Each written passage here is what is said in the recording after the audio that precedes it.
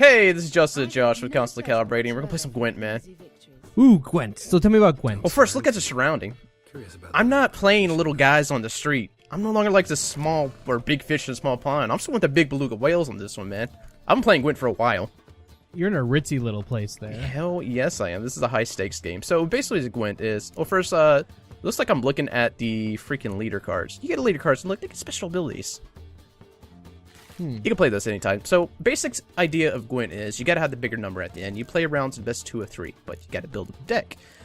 Now, when you get into the game, you deal out 10 cards. So, building the deck is an important part. Now, I'm kind of going through them. There's the monster deck, Nilfgaardian deck, Temerian deck, which is what I usually play with, or Northern Realms. There's one more I already forgot about, but it's in there. So, we're rolling into the game. Right off the back, you gotta redraw 2 cards. For one reason. Okay. I'm really thinking hard about this one, if you cannot tell.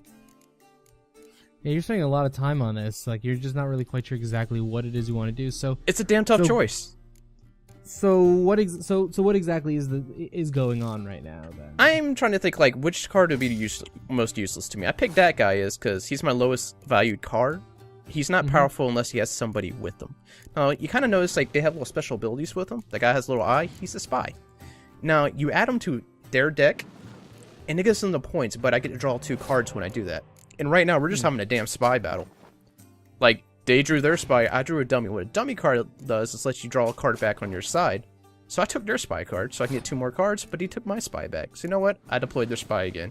I get 2 more cards. Cards.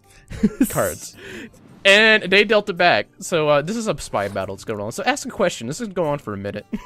Well, okay, so what's the strategy? Like, I mean, is Gwent one of those card games? Obviously, this is part of The Witcher 3. This is more or less, you know, is a component of it, something you don't necessarily have to do. Not at all. Is there any point you actually have to do Gwent in The Witcher 3? Or is it just 100% optional? To get 1 extra sex scene. We get 1 extra sex scene. Okay, so you have to do it, obviously. If you want that sex scene, yes. But also, you can get a lot of money doing Gwent. I don't think there's any special items, but maybe I haven't played the right player yet. Okay, so then is there like a strategy? Like sometimes, like in the olden days of card games and video games, we had Triple Triad in Final Fantasy VIII, my personal favorite, where pretty much there was one strategy you learned and everyone did that strategy. Are there like multiple strategies to play Gwent, or is it really just once you know how to play, you know how to play? Kind of like, I see right now, I just did something called Round Pass. Now, it's the best 2 out of 3, so you can burn 1 round. Right now, we're deploying all our spy cards, and this person is freaking just redrawing and drawing more spies to get more cards built up.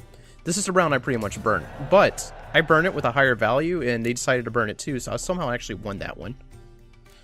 Now, the idea is to have the best number of value at the end. Every card has a certain number of value. Every card, well, not every card, but some cards actually have a special ability. Now, that one just deployed right there is a medic card. It lets me redraw 1 from my deck. I happen to have another spy. So this is like the ultimate like espionage card battle right here. I think we have to like shout out nothing but spies and medics so far. Based on what I've seen, it seems like it's been mostly spies. Okay, so just to be clear, I mean, this is something, since Witcher 3 is single player, obviously Gwent is single player as well, so you are playing against a computer, correct? Yes. So then, as you go, you make your way up and further in the world and further into these high-stakes things, the opponents get more difficult. I imagine, does it ever seem like the computer or the AI is cheating? Sometimes, yeah, because they have these one sets of cards that let you, like, as long as you have them in your deck. I'm not talking about the 10 you draw. As long as they're in your deck, if they're the same name, it'll draw them out. I hate those cards. They fucking suck. I don't think you'll see it in this one, because you'll mostly see it in a monster deck or the Scoia'tael deck, which is the one I forgot earlier. Now, you see these like special cards with the numbers and the suns. Like, these are like your elites. Like, the values on those cards, they're hard values. You can't affect them whatsoever. Like, you can't boost them, but they also can't take away the value. Now, how you take away values are like, one, there's like weather effects you can put on each line. There's like your close combat line, your archery line, and your siege line. Which actually, I think it's just like close range and siege is what they call them. So let's say if they've deployed like the snow, which is the combat line at the front, my values should still stay the same on those like elite cards. And also, as you can see, like, this is I'm at a big advantage right now. They already lost a game, so I'm actually going all in on this one to kind of force them to throw out everything. Alright, well, So, now you mentioned the different lines, Archer and Siege, and the one in the middle that I've already forgotten what you said. Yeah. But what's on the left with, like, the horns, Okay. that kind of thing? The horns will double the value of the cards in that line, except if there are special cards. Special cards, you can't affect the values. No buff, no debuff. Yeah. So right now, he buffed all his cards on his close line. He buffed all his cards on his range line as well. Okay. Now, you see, I almost pulled that guy down there. I already have a double of him. And anybody that has, like, that handshake, if there's multiple cards in the same stack, they will double their stats as well. So where do I go to get a degree in this? Because I feel like... Just Witcher 3. If you're playing The Witcher, I recommend don't let the first match deter you at all. Like, you will lose the tutorial match, more than likely. Find the first card mission, which this is what got me into it. I got sick of seeing them in my journal, so I decided to take one in. And the card missions, you don't have to put money down. You can just repeatedly do it. When you win it, you get a special card. And that's what I highly recommend. Keep doing the card missions. Get the special cards. If you buy any vendor that has cards, buy them all up. It's only like 20 gold. Don't be cheap.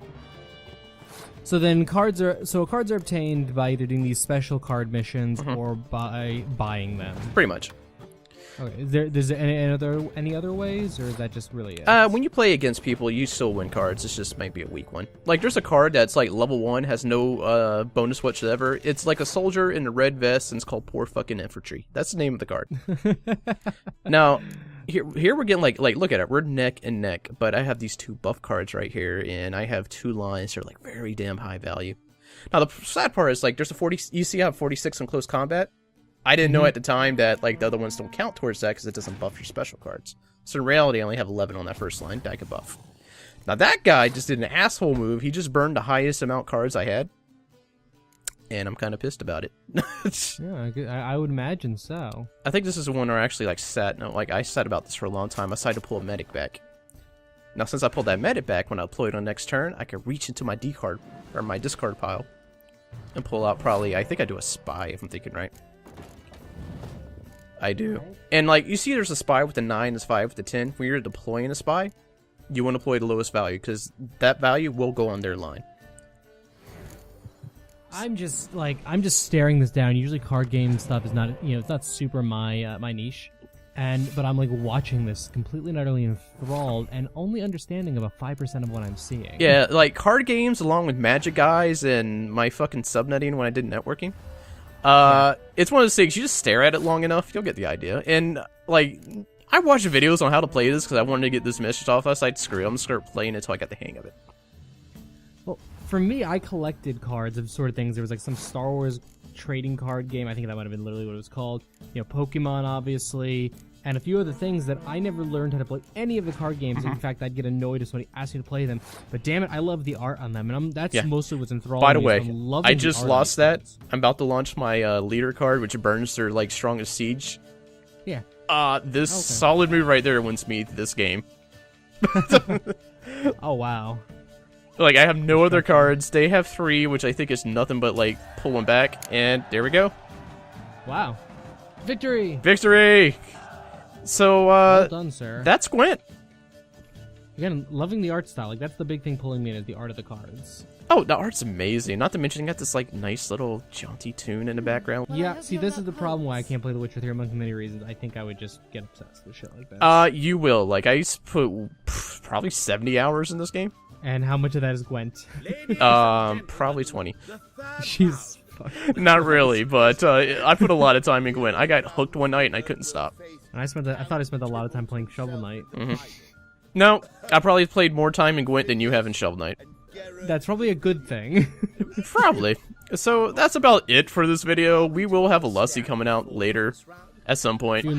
Doing the whole review thing. Yeah, but once Justin can stop playing long enough to actually record a Lussie. That is the problem. That is the problem. Should actually tell you more than enough, but still, stick around for that video at some point. Yeah, so thank you for joining us. This is Justin and Josh signing off. Adios.